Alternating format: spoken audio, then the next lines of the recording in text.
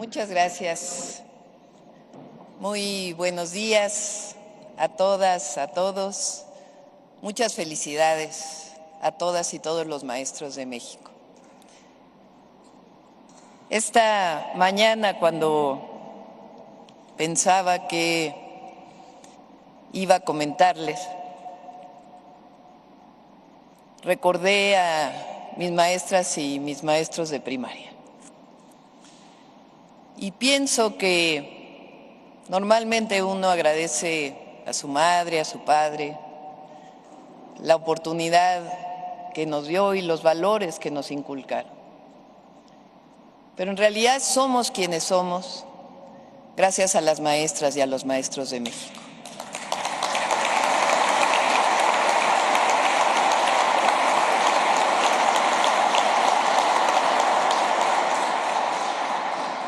No solo nos enseñan a leer, a escribir, a multiplicar, a dividir, quebrados, la historia de México, la literatura, sino que construyen valores en las personas.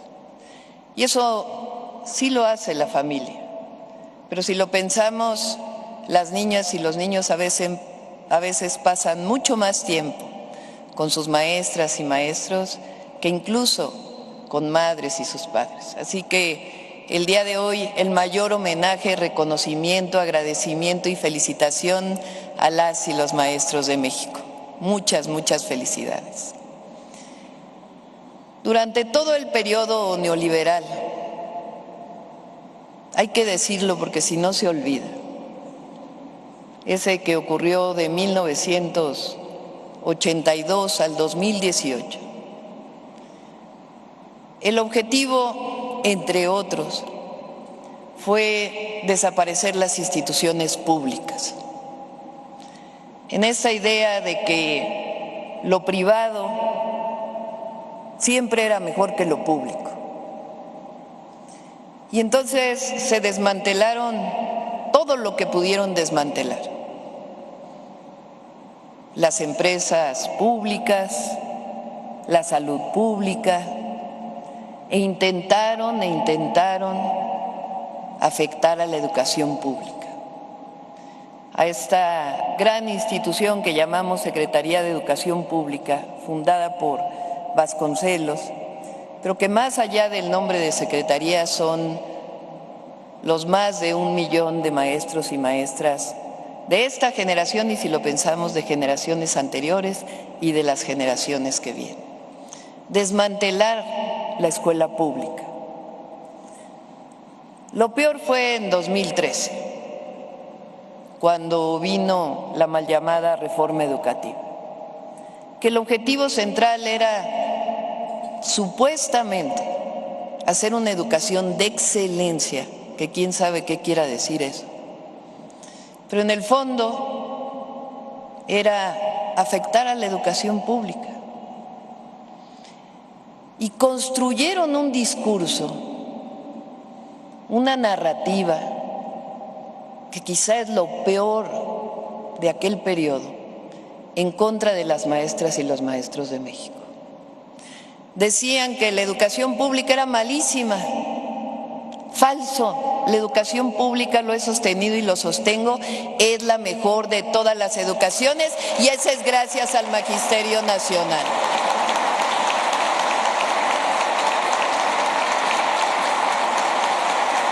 Y en esta cantaleta de que la educación pública era muy mala, a quienes responsabilizaban, supuestamente, eran las maestras y a los maestros.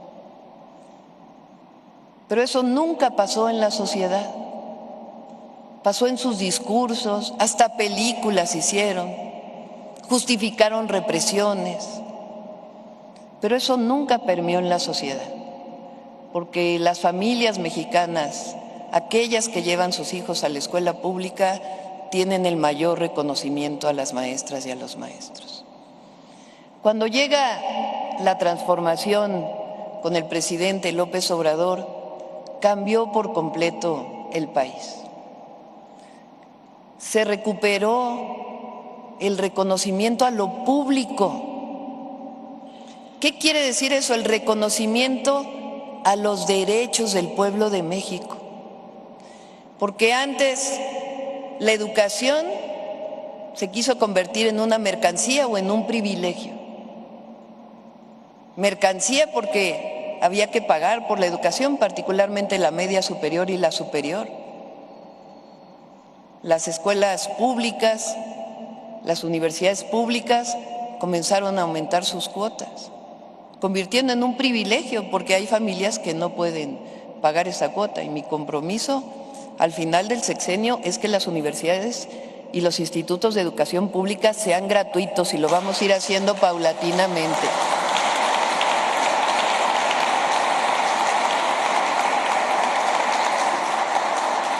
Esta idea de que la educación es un privilegio o una mercancía y que solo así se valora, porque solo lo que cuesta se valora. Ese era el discurso. Pues cambió y ahora reconocemos a la educación, al acceso a la salud, a los programas de bienestar, a la vivienda como derechos del pueblo de México, que es la esencia de la Constitución de 1917, el derecho a la educación. Y el derecho a la educación no puede existir si no es reconociendo a las maestras y a los maestros de México. Y eso fue lo que ocurrió con la Cuarta Transformación.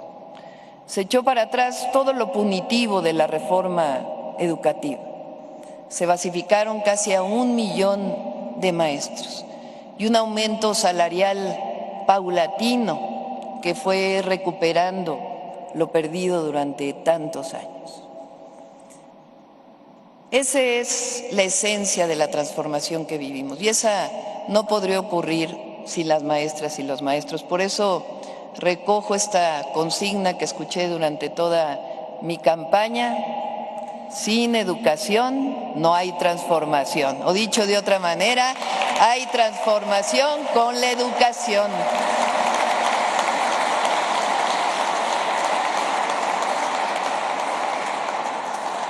Pepe Mújica, que acaba de fallecer, este presidente uruguayo que dejó tanta sabiduría en muchos sentidos, en uno de sus discursos dijo: lo que hay que hacer es educación, educación, educación y más educación para la transformación. Y ese es nuestro objetivo, seguir construyendo, fortaleciendo la educación pública, que está bien que exista la educación particular, la educación privada, nadie dice que no, pero la obligación del gobierno es apoyar a las y los maestros para que la educación pública siga siendo la mejor de todas las educaciones, en todos los niveles educativos, desde la inicial hasta el posgrado. Y ese es uno de los grandes objetivos de lo que llamamos el segundo piso de la Cuarta Transformación. Así que nunca más el que alguien calumnie a una maestra o un maestro. Las maestras y los maestros de México es lo mejor que tiene nuestro país y nuestro mayor reconocimiento siempre. Sé que están esperando qué voy a decir. Todos los maestros de México están a ver qué va a decir la presidenta de los apoyos que van a venir a partir, que normalmente se anuncian el 15 de mayo, Día de las Maestras y los Maestros. Créanos que hemos estado haciendo un gran esfuerzo para poder dar los anuncios que voy a dar el día de hoy. Lo primero es decirles lo que ya habíamos planteado. Primero, estamos totalmente de acuerdo en la injusticia que se cometió con la reforma a la ley del ISSSTE del 2007. Esta forma de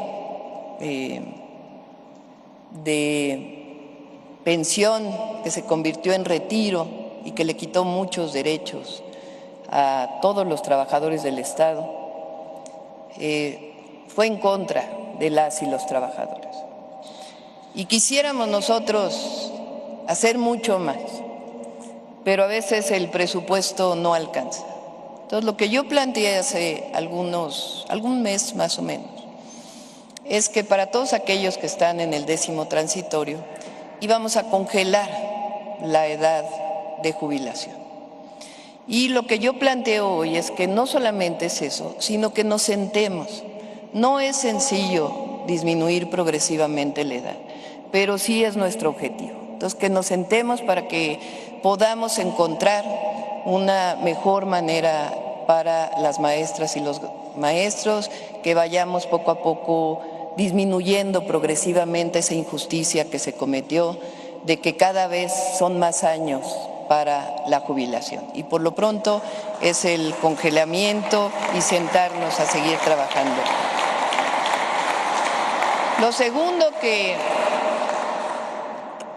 también planteé, y que ya hay un decreto en torno a eso, que fue una mala interpretación que se hizo a una reforma a la ley del ISSSTE que planteamos, pero ya lo quitamos para que no haya ninguna mala interpretación, es los créditos a la vivienda.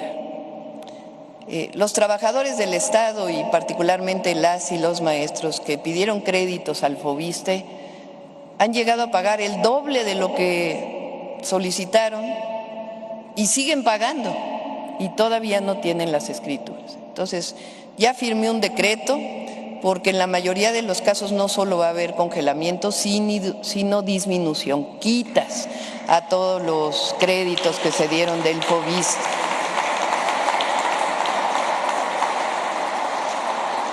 Y nuestro objetivo es que ya no solo se dé el crédito, sino que el FOVISSSTE construya viviendas, porque el derecho no es el derecho a tener un crédito de vivienda, sino el tener una vivienda. Entonces, a partir de ahora, no solamente el Infonavit ya no solo da crédito, sino recupera su construcción de viviendas, sino que el FOVISSSTE también va a construir vivienda para que las maestras y los maestros tengan acceso al derecho a la vivienda. Ahora, el aumento salarial.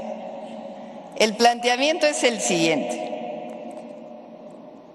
En este momento, retroactivo al 1 de enero, vamos a dar 9% de aumento salarial.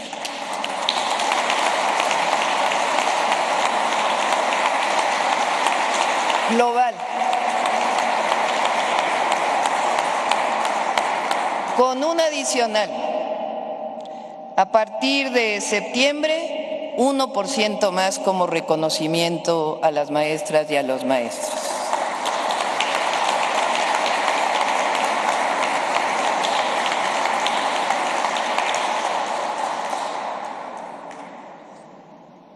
De verdad que ojalá pudiéramos dar más, ¿no? Significa un presupuesto anual adicional de 36,000 millones de pesos, este aumento que estamos dando.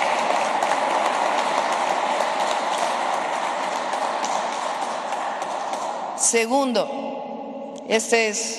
no es petición de los sindicatos, es un asunto que siempre lo he pensado. Las maestras y los maestros casi no tienen vacaciones, porque cambió el calendario escolar y normalmente acaban las clases y todavía se quedan. Y antes de que inicie el calendario escolar, entran antes.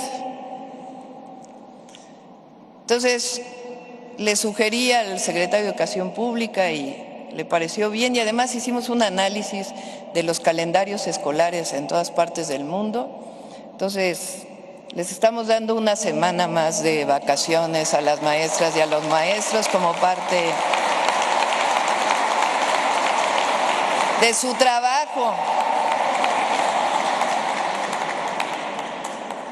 Porque además, no me dejarán mentir, la última semana de clases con las niñas y los niños ya se acabó toda la currícula escolar y ya no sabemos ni cómo llenar la última semana. Entonces es bueno también para las niñas y los niños que estén con la familia. Entonces este es un adicional que estamos presentando. La otra es que yo me comprometí a que iba a desaparecer la UCICAM, o el UCICAM, como le quieren llamar, y mi compromiso existe. ¿Por qué lo sustituimos?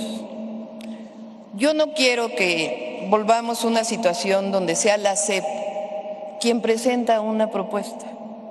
Queremos que venga de las maestras y los maestros. Por eso el planteamiento es que vayamos a las escuelas para que en las escuelas se decida qué es lo que debe, bueno, por qué lo sustituimos.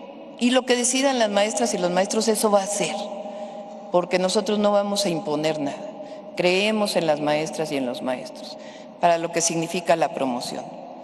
Sin embargo, durante todo el periodo de campaña, pues cada vez que llegaba a una asamblea, había muchas maestras y maestros y me decían, que desaparezca el UCICAM, que desaparezca el UCICAM. Y les preguntaba, bueno, ¿qué es lo que más les afecta? Y uno de los elementos que más afecta es la movilidad. Estas restricciones que se pusieron a la movilidad. Entonces, le he pedido a Mario, vamos a firmar un decreto para que cambie por completo el proceso de movilidad de las maestras y los maestros en lo que decidimos, juntas y juntos, qué va a sustituir. Esta es la propuesta. Todos los cambios de centros de trabajo se realizarán de manera presencial y por nivel educativo para garantizar que exista transparencia. Además, el único elemento que se tomará en cuenta es la antigüedad en el servicio, con lo cual se reconocerá el tiempo y dedicación de nuestras maestras y maestros a la educación pública de México. Es un acto de justicia. Quien tiene más años de servicio, pues es quien tiene más derecho. Y además lo que queremos es que estén cerca de sus familias, que no tengan una hora por aquí, luego otra hora por allá, que quieran hacer su cambio y que no haya posibilidades, que porque no han pasado quién sabe qué y quién sabe qué otra cosa. Entonces, lo que queremos es que las maestras y los maestros estén cerca de sus familias y vamos a hacer todo para que esto sea así a través de estas reglas que vamos a decidir en conjunto. Entonces, el cambio completo en la movilidad. Y otros temas que vamos a seguir trabajando. Este es esencialmente la propuesta que les hago el día de hoy. El objetivo desde mi punto de vista, que si va a haber evaluación, este es mi punto de vista y tiene que ser entre pares. Esta idea de que unos sabios que están quién sabe en dónde van a evaluar a las maestras y a los maestros es completamente equivocada. Es esta idea de la excelencia educativa en donde otras personas evalúan el trabajo de las maestras y los maestros. ¿Quién mejor que ustedes sabe? Yo fui maestra universitaria, lo dije hoy en la mañanera, muchísimos años. Di clases de termodinámica en la Facultad de Ingeniería de la UNAM y después de energía y desarrollo sustentable en el posgrado de ingeniería, muchísimos años, como 20 años. Inicié como ayudante de profesor en la Facultad de Ciencias de la UNAM, de donde provengo, yo estudié física. Y en las universidades quien evalúa son los pares, elegidos por los propios maestros y maestras. Es una posibilidad, entre muchas. No digo que, lo que digo es lo que ha sido mi experiencia como profesora. Pero lo que queremos es que sean ustedes. Y también la nueva escuela mexicana, si tenemos que fortalecerla, es con ustedes, con nadie más que con ustedes. Si alguien conoce cómo enseñar a leer y escribir, pues son las maestras y los maestros. Si alguien sabe cómo construir la colaboración entre las niñas y los niños, pues son las maestras y los maestros de México. Así que el día de hoy, 15 de mayo, mi mayor reconocimiento, para mí la educación pública pues me llega muy hondo, no solo porque desde la preparatoria estudié en educación pública, sino porque desde que tengo 15 años, desde que entré al CCH Sur, la lucha en los movimientos sociales, lo que me marcó a mí y a mi generación, pues fue la construcción y el fortalecimiento de la educación pública. Cuando quisieron aumentar las cuotas en la Universidad Nacional Autónoma de México, nos movilizamos los estudiantes. Nos movilizamos los estudiantes para evitar que se privatizara la Universidad Nacional Autónoma de México. Y lo logramos. Y en aquella época, el discurso que privó por muchísimos años fue que era más barato comprar una cajetilla de cigarros, decían entonces, que estudiar. Y entonces se hizo un diálogo público y las y los estudiantes teníamos un argumento: la educación es un derecho y ese está establecido en el tercero constitucional gracias a la lucha del pueblo de México. Y eso es esencia de la cuarta transformación de la vida pública de México. Gracias a todas y a todos los maestros. ¡Que viva el Magisterio Nacional! ¡Que vivan las y los maestros de México! ¡Que viva la educación pública! ¡Que viva México!